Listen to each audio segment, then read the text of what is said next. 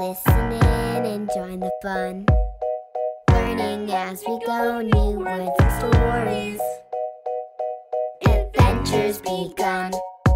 Let's open up the pages. Don't have far to look. It's all in a book. Ruthy's Reading Room. Ruthy's Reading Room. Ruthy's Reading Room. Ruthy's Reading Room. Why, hello, little readers. Welcome to Ruthy's Reading Room. I'm Ruthy, and this is my buddy Jaw. He's my favorite stuffy, and he's joining us for story time today. Yay! Another story. Is everybody ready? Yeah, I'm so excited. But there's always another great story to share with all of you. So if you don't already have your stuffy, run it and go get your stuffy, a blankie, or maybe a special reading buddy, because what day is it today? Shout it out. Father's Day! Hooray for all the daddies! All right, so I'm going to even suggest that you go and get your daddy and read this story together. Run and come back now. All right, I see all of my little readers are coming on back, and I see lots of daddies. Hello, happy Father's Day. I'm so happy you joined us in Ruthy's Reading Room. Jaw and I are so excited to have you, aren't we? Yes, we are. And let's ask the question. Okay, little readers, get your daddies to ask too. Which book is coming off the shelf next? Let's see. Ta-da! Look what the story is. Can some of you read with me? Let's do it. Maxwell and Myles, The Adventure Files, The Jurassic Quest. Whoa, that sounds super exciting. This book was written by Michael and Melanie Elliott. Okay, and what do we see on the front cover? Okay, yeah, I see the dinosaur too. You see him? Oh, scary. And it looks like we have some adventurous kids here. Do you think two of them maybe are Maxwell and Myles? That would make sense. Okay, but how do we find out? We gotta read the book. But first, let's make sure everybody is ready to listen.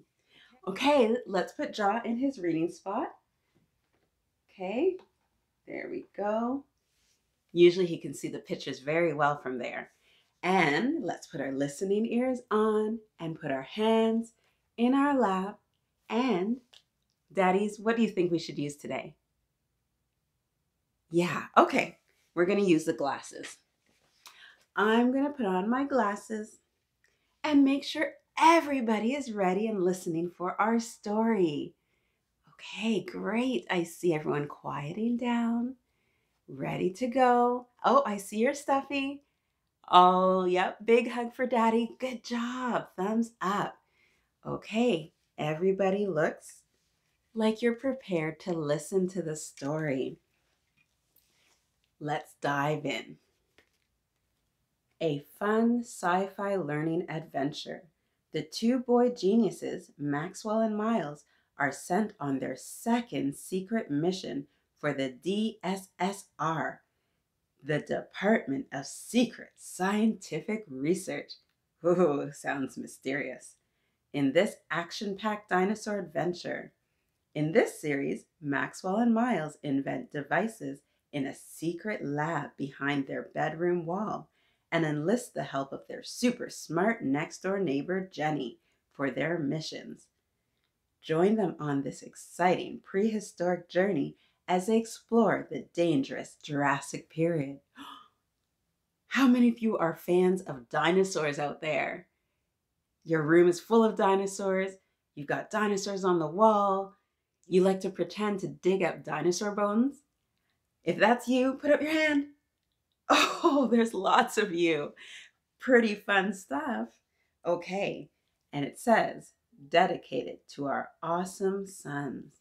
One Saturday afternoon, Maxwell and Myles were in their lab showing Jenny their newest invention. "It's going to be awesome," Myles exclaimed, jumping excitedly. Maxwell held up a black armband with a small computer screen on it. "Do you want to try it first, Myles?" he asked. "Yes," Myles replied. "Pretty cool. We're already into some interesting gadgets." "I'll set it for 10 seconds in the future," Maxwell said. He wrapped the armband on Myles's arm and pressed a few buttons. Myles vanished, and Jenny looked a little startled. Maxwell looked down at his watch and counted 10 seconds. "Come on, little readers, let's count. 1, 2, 3, 4, 5, 6, 7, 8, 9, 10. Myles reappeared in the same spot. "Did it work?" he asked. "You bet," replied Maxwell. "Whew," said Jenny. "Glad it worked." Imagine if he didn't come back. Ooh, that would be a problem. Just then, the box next to the TV beeped and Maxwell pushed a button on it. A video message appeared on the TV screen. "Good afternoon, Maxwell and Myles," the man in the gray suit greeted them. "Paleontologists were digging for dinosaur bones in China and have uncovered a dinosaur they can't identify. They can tell from its sharp teeth that it was carnivorous, and it is about 10 meters long from its head to the tip of its tail." Well, that's pretty long. We all kind of know what 2 meters long is, right? From all the social distancing. Imagine 10 meters. Whoa. "It has short arms and long legs, like a Tyrannosaurus rex, but T-Rex are from the Cretaceous period, and this dinosaur is from the late Jurassic period. We need you to use your new time travel devices to find a dinosaur from that period and collect some DNA samples." Wow. Sounds like they're on mission. How many of you would like to go back in time to be there when the dinosaurs roamed the earth? No, I don't think I would. I'd be too scared. But yeah, some of you would. Okay, so you'd be right in there with Myles and Maxwell up for this adventure, right? Good for you. The message ended and both boys' eyes widened with excitement. "This is going to be so much fun," Myles said. "I already made a chip with dinosaur facts for our watches." He grabbed an extra watch and armband from the table and handed them to Jenny.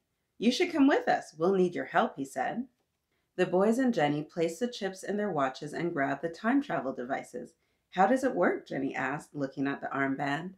"We just plug in the year and location and bam!" Maxwell snapped his fingers. "We're there, just like that." "Cool," exclaimed Jenny, wrapping the wristband around her arm. "Let's do it at the same time," said Maxwell. 1, 2, wait, Myles, Maxwell shouted. But Myles had already disappeared. 3, Maxwell said, pressing the button on his computer screen. The 3 children found themselves surrounded by tall trees and large plants they had never seen before. "Oh, you see all the trees? Yeah? Okay." It's just like being there, right? The air was damp as if it had just rained. Suddenly, they heard a rustling in the bushes nearby, and a giant green head peeked out at them. Ooh.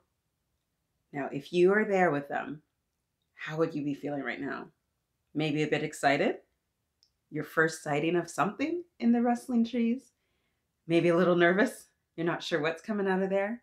Yeah. "Ah!" Jenny cried. "It startled me." "What is it?" Maxwell wondered. The children backed up as a giant creature came out from behind some large bushes. It had a long, scaly body and plates along its back.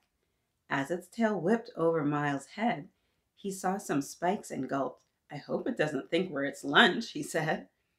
"It's an armored dinosaur," Jenny observed. "That means it's an herbivore. It only eats plants." Phew, that's good news for them. They won't be lunch today. Myles looked it up in the dinosaur encyclopedia in their watches. "It looks like this one," he said, showing the holographic image to the other 2.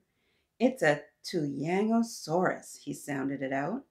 Fortunately, Jenny was right, and the Tuyangosaurus passes by the children and began to munch on some leaves. "Let's go this way," Maxwell said, taking charge. He walked off in the direction the dinosaur had come from, and the other two followed. The trees began to thin and ended at the edge of a large open plain. The children's eyes widened with disbelief at the largest creatures they had ever seen, with very long necks and tails. "That's a sauropod," Jenny whispered. "They're large herbivores that walk on 4 legs." Maxwell found a picture that matched the giant beast in the encyclopedia on his watch. "It's a Mamenchisaurus," Maxwell read slowly. "Its big tail is like a whip, protecting against predators." "Why are you guys whispering?" Myles asked loudly. "It's not like they know we're talking about them." The Mamenchisaurus swung its head slowly around, scanning the ground with its eyes. It saw the 3 children and uttered a loud cry. The ground shook as the dinosaurs began to move, knocking the children off their feet. "Nice going, Myles," Maxwell shouted over the loud dinosaur stomps. "We were trying not to scare them." "How was I supposed to know?" Myles replied. As the children headed back into the forest, something bright, feathery, and colorful ran through the bushes on their left. They heard a loud, high-pitched cry to their left and another cry on their right. "Freeze," said Jenny nervously. "We're being surrounded by something." After a few more cries from the creatures, one of them jumped right in front of the children. It was about 3 feet tall and stood upright on 2 feet. It kept its small arms tucked into its feathered body, eyeing the children with curiosity. "It's a pteropod," Jenny informed them. "It's an ancestor of birds." "Does it eat meat?" Maxwell asked through gritted teeth, not taking his eyes off the creature. "I'll look it up," Myles whispered, slowly pushing a button on his watch to search the database. Imagine that being you, face to face with something you're not really sure what it is. "It's a caudipteryx," Myles said. "It has feathers, but it doesn't fly. Flying dinosaurs came later." "It's like an ostrich or an emu," Jenny whispered excitedly. "Only," Myles added, "it's a carnivore. It does eat meat." As he said so, 2 more caudipteryx emerged from the bushes beside them. "Let's run," Maxwell said. "Good plan," Jenny agreed. The 3 children ran as fast as they could with small feathered dinosaurs hot on their heels. "Run, run, run, run, run, go guys, go!" Suddenly, a loud rumbling roar sounded overhead. Something large was coming through the forest. The 3 caudipteryx ran off to hide, and the children ducked behind a bush. Just in time. A giant 30-foot dinosaur crashed through the forest, passing right by them. "That could be our mystery dinosaur," Maxwell said. "We need to get samples from it, but we better be careful or we'll be its next meal." "Yeah, I'd be worried about that too." "How are we supposed to get the samples?" Myles wondered. "Easy," Jenny answered. "Just wait for it to fall asleep." Not a bad plan, as long as he's not a light sleeper.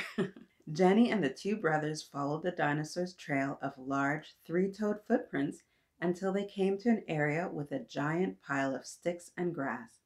"That must be where it sleeps," Jenny whispered. The children quickly climbed up into some nearby trees to wait for the dinosaur to return. After waiting for what felt like hours, the ground began to shake with the rhythm of dinosaur stomps. Come on, little readers, can we make that sound? Boom, boom, boom, boom. Dinosaurs coming. Soon the giant dinosaur returned, sniffing around in the air. The children held their breath, hoping they would not be discovered. Fortunately, the dinosaur curled up on the ground and closed its eyes. Phew! Another close call. Don't want to be sniffed out by that dinosaur. After waiting to make sure it was asleep, the children quietly crept towards it. Brave kids. They carefully picked off a few small scales and put them in a test tube. Maxwell took a quick picture of the dinosaur and then mouthed, "Let's go." All 3 began to tiptoe back the way they had come when the ground began to shake once more. Ooh, scary. They turned around, hearts racing, to find that the giant meat eater had woken up and risen to its feet. "Run!" Maxwell shouted, and the children bolted as fast as they can. Quick as a whip, I'd be so scared. When it seemed like they were safely away, Myles looked up the dinosaur on his watch's encyclopedia. That was a Yangchuanosaurus, he told the other two, sounding out the name. It matches all the clues we were given. We have to go back to the lab and test the Yangchuanosaurus scales, Maxwell said. Jenny nodded in agreement. All three children set their armbands to return them to the moment they had left, and just in time. A loud, angry dinosaur roar told them that the Yangchuanosaurus was right behind them. Without hesitating, they all pressed the buttons on their armbands at the same time. Yep, get out of there, guys, get out of there. Back at the lab, the boys showed Jenny how to test the dinosaur samples with some chemicals. When they compared them to the samples the paleontologist had collected, it was a match. "We figured it out," Jenny exclaimed excitedly. "Thanks for all your help," Myles said. "Sure, anytime," Jenny replied. "Now we have to tell the DSSR," Maxwell said. "Let's send them what we found." The boys sent their report to the DSSR. "Pretty cool adventure," Jenny said, "but I think I'd prefer something less scary next time." "I'm with you, Jenny. Me too." "I've always wanted to go to the North Pole," said Myles. "Maybe we'd find Santa." "That sounds a little cold for me," Maxwell said. "I'd prefer somewhere warm, like the Galapagos Island." "I guess we'll see," Myles said. The end. Oh, what an adventure. I was right there with them. How about you, little readers? Could you imagine being back in the Jurassic period with Myles, Jenny, and Maxwell? Yeah. Where do you think their next adventure should be? If you could travel through time, where would you go? Oh, really? You'd go back to like when cavemen walked the earth? That would be a much more simple life, wouldn't it? But dangerous. Yeah. Anybody else? How about you put it in the comment below? Where would you like to go if you could travel back to a time in history? I'd love to hear about it, okay? So that's it for this special Father's Day book in Ruthy's reading room. I hope everyone enjoyed that amazing adventure. And I would love for you to join us next time. So don't forget to subscribe. Give us a thumbs up. Right, Ja? Come on.